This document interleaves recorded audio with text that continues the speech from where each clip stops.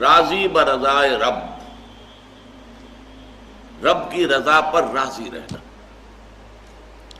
یہ بات کہ جو بھی کچھ ہوا یا ہوگا وہ اذن رب کے بغیر نہ ہوا ہے نہ ہو سکتا ہے. یہ تو ایمان کا منطقی تقاضا ہے.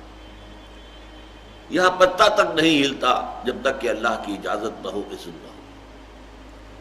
تو جو کچھ ہوا اللہ کی اجازت سے ہوا، خواہ اس میں درمیان میں کتنے ہی عوامل آ گئے ہوں. کسی نے اٹھا کر آپ کو پتھر مارا، لیکن یہ پتھر آپ کو نہیں لگ سکتا تھا اگر اللہ نہ چاہتا. پتھر مارنے والے کا عمل اپنی جگہ ہے، لیکن آپ کو اس پتھر کا لگ جانا جو ہے یہ بغیر اذن رب نہیں ہے.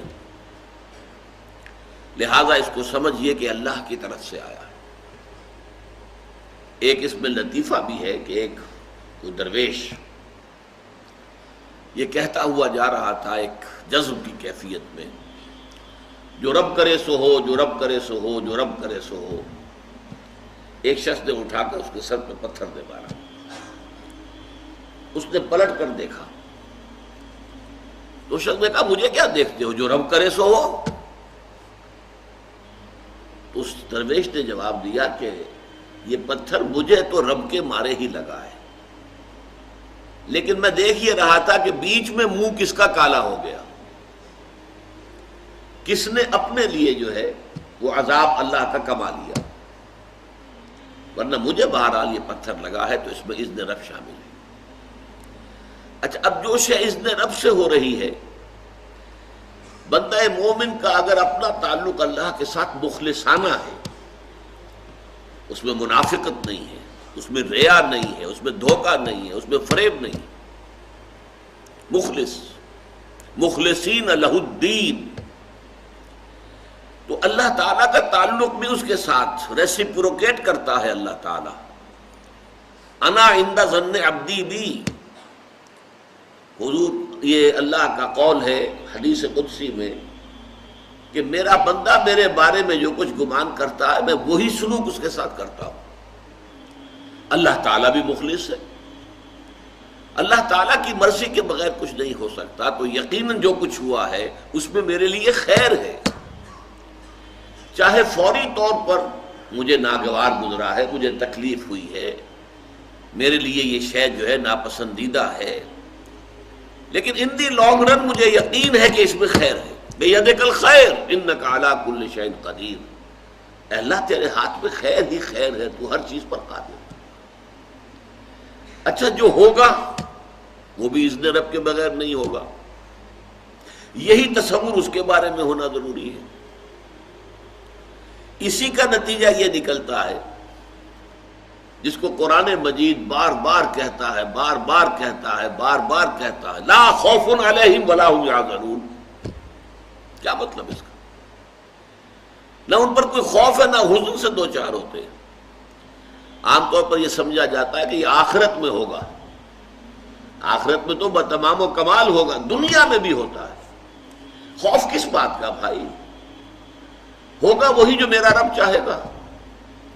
وہ میرا دوست ہے، میں اس کا ولی، وہ میرا ولی. الا ان اولیاء اللہ لا خوف علیہم ولا هم یحزنون. جو اللہ کے ولی ہوتے ہیں، اللہ کے دوست ہوتے ہیں، ان کے نہ کوئی خوف ہوتا ہے نہ حزن ہوتا ہے. خوف کس بات کا؟ ہوگا وہ جو اللہ چاہے گا، اور جو کچھ اللہ چاہے گا اس میں کوئی نہ کوئی خیر ہوگا، چاہے فوری طور پر مجھے نظر نہ آئے. قرآن کہتا ہے سورہ بقرہ میں عسیٰ ان تکرہوا شیئا وہو خیر لکم وعسیٰ ان تحبوا شیئا وہو شر لکم. عین ممکن ہے کہ تم کسی چیز کو ناپسند کرو درحالے کہ اسی میں تمہارے لیے خیر ہو، اور عین ممکن ہے کہ تم کسی چیز کو پسند کرو درحالے کہ اس میں تمہارے لیے شر ہو.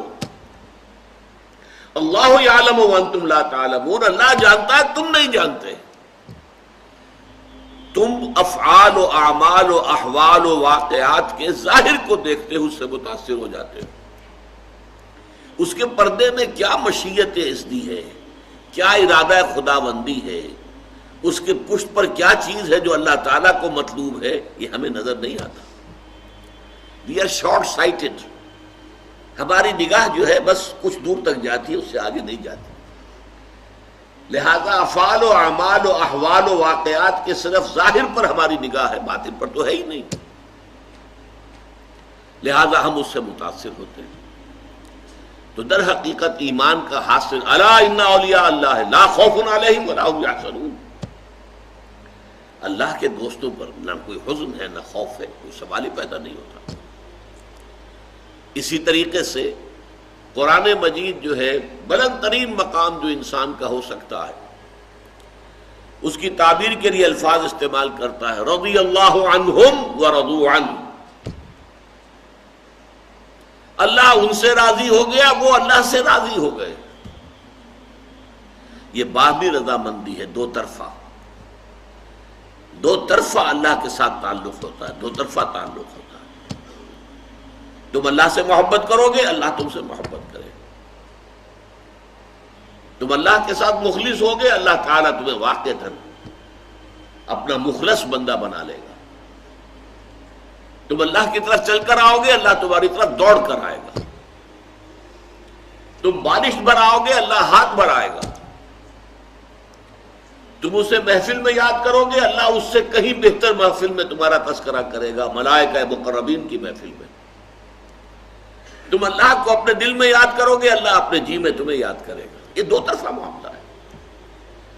تم اللہ کی مدد کرو گے، اللہ تمہاری مدد کرے گا. ان تنصروا اللہ ینصرکم ویثبت اقدامکم. اگر تم اللہ کی مدد کرو گے، اللہ کی مدد سے مراد کیا؟ اللہ کے دین کی مدد، اس کی نصرت. اللہ تمہاری مدد کرے گا.